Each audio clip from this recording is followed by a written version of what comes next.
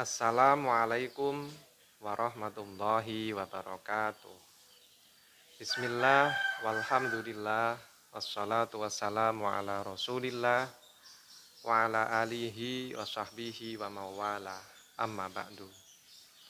Pemirsa Manulu Media yang dirahmati Allah, pada kesempatan kali ini, tema kajian kita adalah keutamaan sholat berjamaah.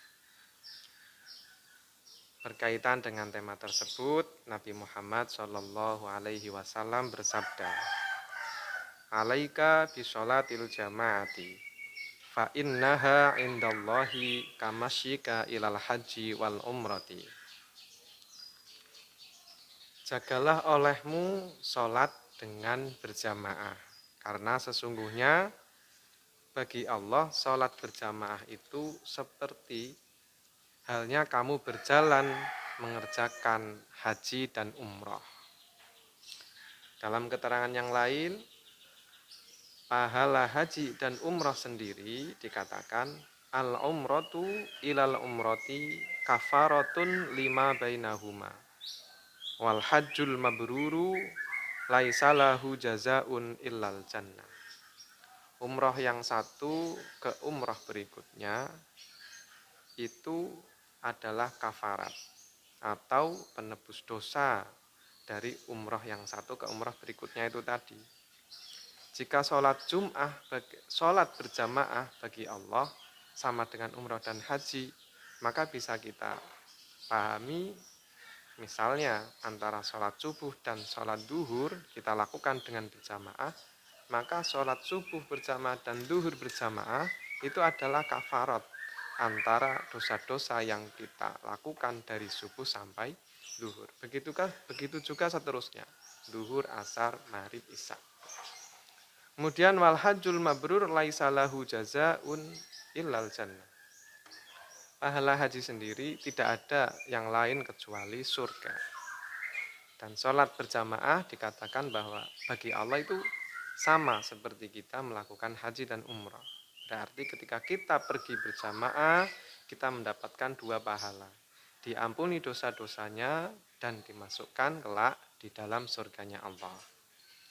Kemudian Nabi melanjutkan sabdanya, "Wa ma yahrusu ala sholatil jamaati illa rajulun mu'minun qad ahabbahullah." Dan tidaklah gemar melakukan sholat berjamaah kecuali orang itu adalah orang yang beriman yang dicintai oleh Allah. Dari sini dapat kita pahami, apakah kita selama ini termasuk orang yang gemar atau suka sholat berjamaah atau lebih suka sholat sendirian. Kalau setelah kita angan-angan, kok kita termasuk senang melakukan sholat berjamaah, insya Allah kita termasuk golongan orang beriman yang dicintai oleh Allah. Ketika kita sudah dicintai oleh Allah, insya Allah apapun yang kita mohonkan kepada Allah akan dikabulkan. Kita akan senantiasa dijaga, dirahmati, dan diberkahi oleh Allah Subhanahu wa ta'ala. Wa ma yashhadu fiha illa munafiqun qad abghadahullahu. Dan tidaklah menghindari atau tidak suka dengan sholat berjamaah kecuali orang itu orang yang munafik dan dibenci oleh Allah. Na'udzubillah, tsumma na'udzubillah. Jika dalam hati kita ada sedikit saja rasa tidak suka dengan sholat berjamaah, maka kita perlu benar-benar beristighfar kepada Allah, mohon ampun kepada Allah. Jangan-jangan dalam hati kita ada sedikit sifat-sifat kemunafikan, dan Allah membenci hamba yang seperti itu. Na'udzubillahi min dzalik. Semoga kita diberi pertolongan oleh Allah bisa selalu mengerjakan sholat maktubah 5 waktu secara berjamaah. Amin amin ya robbal alamin. Demikian kajian singkat tentang keutamaan sholat berjamaah. Sedikit, semoga bermanfaat. Kurang lebihnya mohon maaf. Akhirul kalam.